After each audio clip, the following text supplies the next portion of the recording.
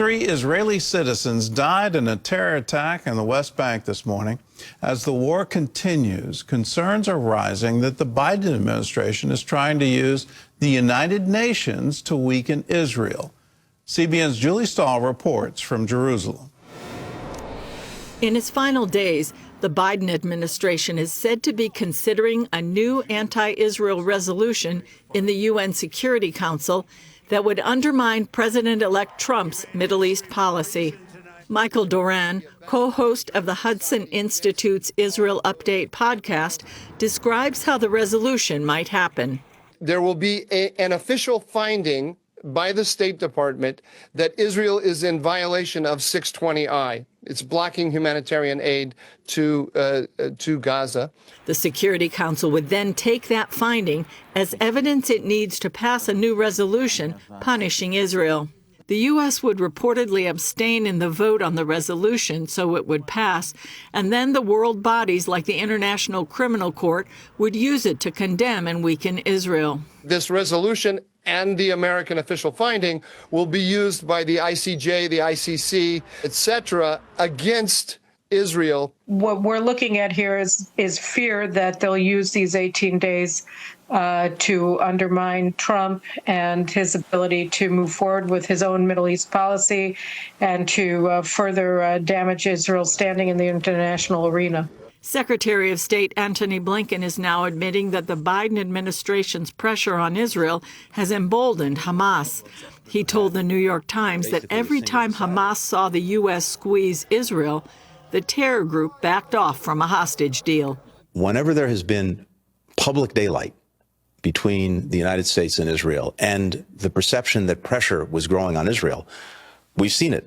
Hamas has pulled back from agreeing to a ceasefire and the release of hostages. Negotiations for a ceasefire and hostage release are moving slowly.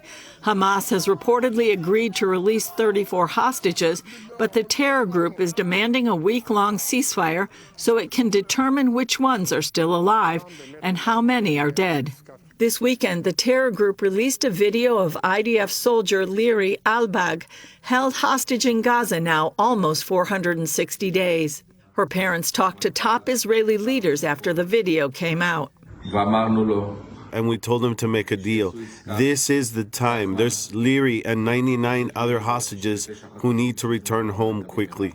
They also told Israel's Channel 12 News the video released today ripped our hearts to shreds, and they asked it not be made public.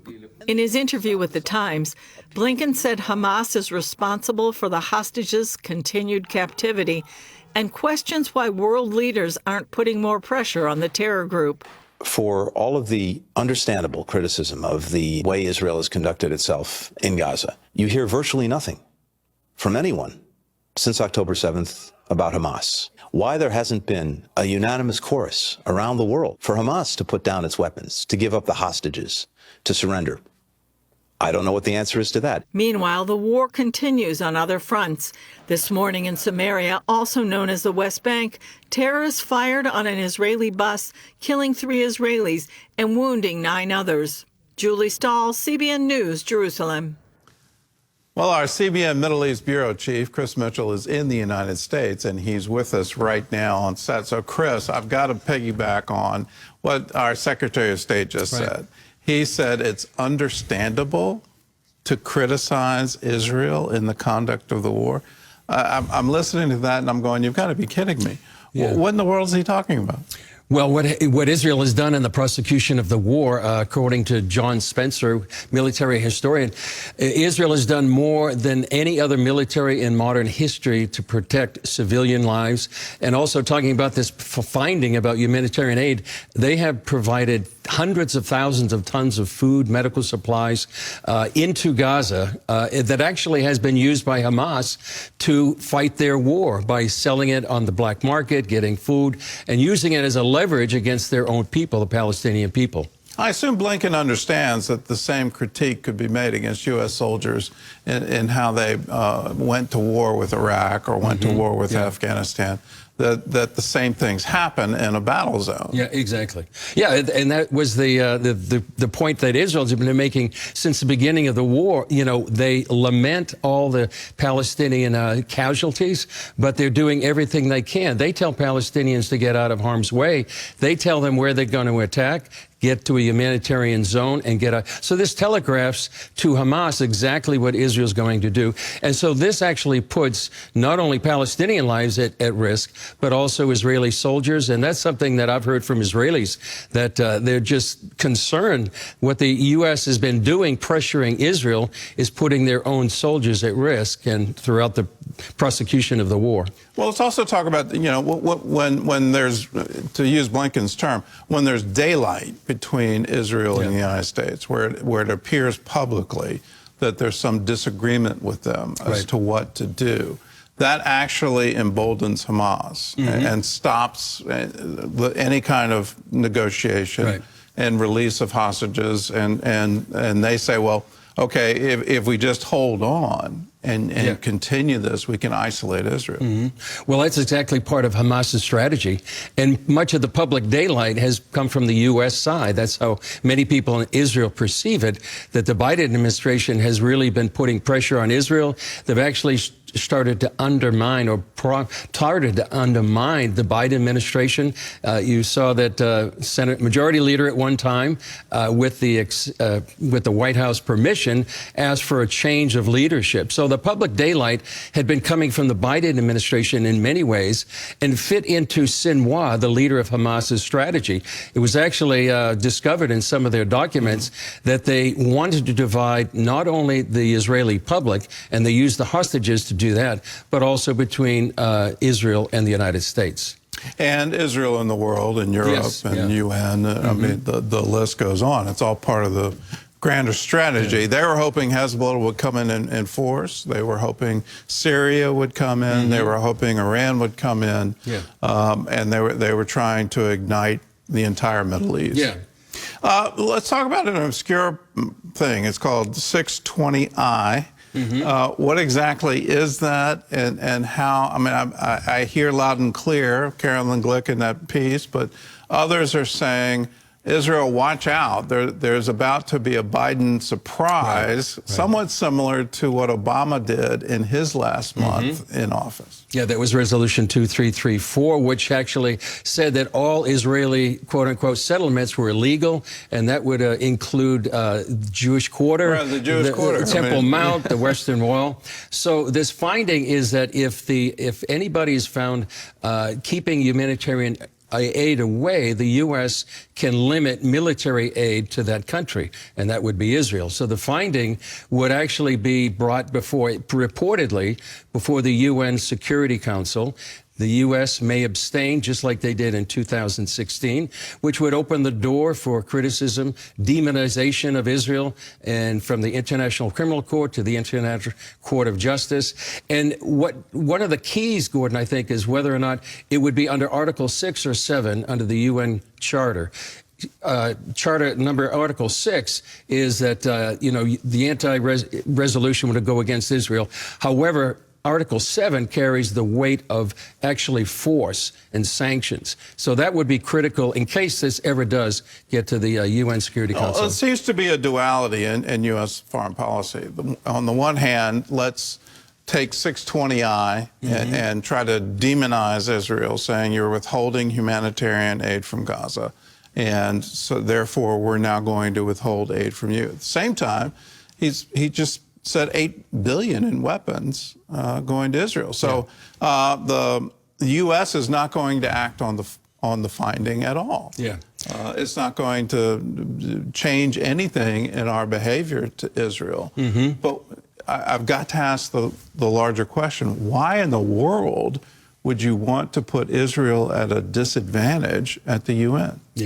It's a question I think a lot of people have asked. Why has the Biden administration been against Israel. I think they've had a sort of a schizophrenic policy towards Israel since October 7th. On the one hand, they want to support Israel publicly. On the other hand, there's a limited arms embargo. There's statements that Israel is not prosecuting the war and not providing humanitarian aid. And if you look at the way that Israel has provided humanitarian aid, they've provided hundreds of thousands of tons of food into the Palestinian people, really against their own, which actually many people believe, and military experts say, that actually lengthened the war, that actually put Israeli lives more at risk and the Palestinian lives, and lengthened what has been Israel's longest war in its history.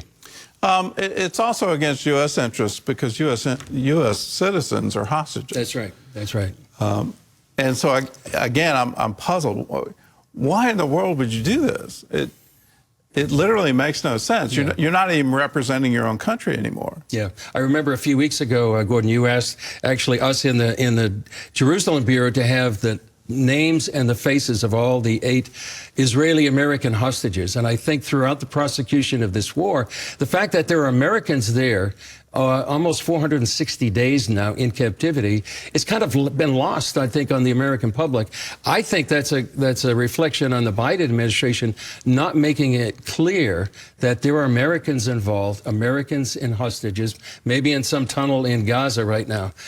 So that seems to be part of this lack, I think, of resolve to make sure that Americans would be safe. I would expect, based on what President-elect Trump has done in 2016 to 2020, they're going to be a focus in this new administration of those Americans.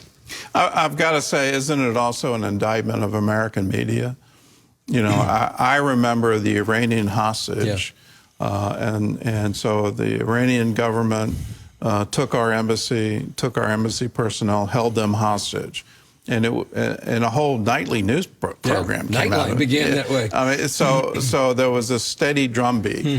And then during the Bush administration, every single broadcast, every news broadcast started or ended with how many American soldiers had died in the war in Iraq. And that was the lead up to the 2008 election. If there had been anybody other than Biden in office, would the American media have changed the narrative on the hostages held by Hamas? Yeah, you would think so. And like you say, you refer to Nightline. Ted Koppel, famously, that's how his show began about the Iranian hostages. I think that would have made a huge difference if people knew day by day, week by week, that Americans were being held hostage within the... And it would make a change, I think, on the blame being on Hamas, not Israel, during this war. I don't want to get too political with it because Carter was a Democrat and so Bush was a Republican, and it just seems the narrative has changed. But let's look at administration policy. Carter, after he left office, seemed to be increasingly against Israel. Very much so. Clinton, I have to give him credit. He was very pro-Israel, and when he proposed to Arafat a Palestinian state and that was rejected, he's been very consistent in the past 2 years to say, look at what they rejected. And that should open your eyes as to what their ultimate goals are. They had it all. They could have had a Palestinian state. They could have had East Jerusalem. They could have had all of that, and they turned it down. But then you get Obama, and now you have Biden, and it seems to be a very anti-Israel and even setups at the UN in order to demonize the state of Israel. I've got to ask, why? Why would you do that to an ally? It seems like there's an element, and I think there's, as we talked about, a schizophrenic policies, perhaps from the White House or the State Department. Reportedly, there are people that are opposing this potential UN resolution. It seems to be probably an element perhaps of anti-Semitism, an anti-Israel focus, that they want to somehow, maybe at the very last minute, give it to Israel and make it harder for the Trump administration coming in and to demonize Israel in the light of the World Forum. All right, well, let's turn the page. What's Israel expecting Trump to do? Well, first of all, I think the big thing they'll be expecting is Iran. Right now, it seems like more than ever that Iran is weakened. And I remember for years, your father, Pat, used to ask me, is Israel going to do it? Are they going to attack? I think it's more likely now than ever before for a couple of reasons. First of all, Iran's anti-air defense system is down. And now Syria's air defenses have been destroyed by Israel. So the way forward militarily looks good. In terms of weakened Iran, Hamas has been defeated, Hezbollah, the Houthis are weakened as well. And it seems like internally, they're really on the back foot. And it might be the time for the Trump administration at least to give the green light, if not actually help Israel go ahead and destroy Iran's nuclear facilities. And that could lead to a regime change because there's so much opposition within the country itself against the mullahs after 40 years plus of this tyranny. Are we on the verge of an historic victory? I mean, I see Hezbollah has been dismantled. Hamas is on its last legs. Syria has changed. I'm worried about the new government. Yeah. I'm worried that they're radically oriented. They have said they want to conquer Israel and conquer Jerusalem. But if Iran, is this an incredibly, historic victory? If you look at what happened from October 7th to today, I think people would call it a miracle. Hamas has been defeated almost totally. Hezbollah as well, which was the main nemesis against on Israel's border. And now Iran itself may fall. People, I think, would say they couldn't believe how bad it was on October 7th to today. I think it could be considered miraculous. And as you said about Syria, that may be the next big threat on the horizon, and Turkey as well. And in terms of Syria, I think it's important to pray for Christians right now who are perhaps increasingly under the threat of Sharia law there in it's Syria. Going to be ISIS in Iraq all over again. They're going to go after the religious minorities, whether they're Christian or Druze. Or they're going to act just like ISIS acted in northern Iraq. I think people need to realize that's what's coming. They're talking a good game right now, but the way they're acting on the ground. Give you one example. There in Aleppo, they're asking for Christian women to wear the hijab. I think that's a portent of things to come. Spiritually, you're a watchman on the wall. What's God telling you? I think that there's historic changes going on in the Middle East. Nations are shifting. If you look at what Jesus said about nations rising up against nations, we're seeing that in the Middle East. We're seeing the rise of Turkey. We're seeing the fall, perhaps, of Iran, at least temporarily. I think also in Israel, I see people more turning to God, an increased faith in God since October 7th. And I think we are looking on the cusp of even greater changes, perhaps, than what we've seen in the last 14, 15 months. And you'll be on the front lines reporting all of it. Chris, thanks for being with us. Do you want to transform your life in 2025? Then do this every day. Put on the full armor of God, not some of it, all of it. The belt of truth, the helmet of salvation, breastplate of righteousness, shoes fitted with the gospel of peace, the shield of faith, and your offensive and defensive weapon, the sword of the Spirit, which is the word of God. Why? So we can stand and be strong in the Lord and in His mighty power. Happy New Year, everybody.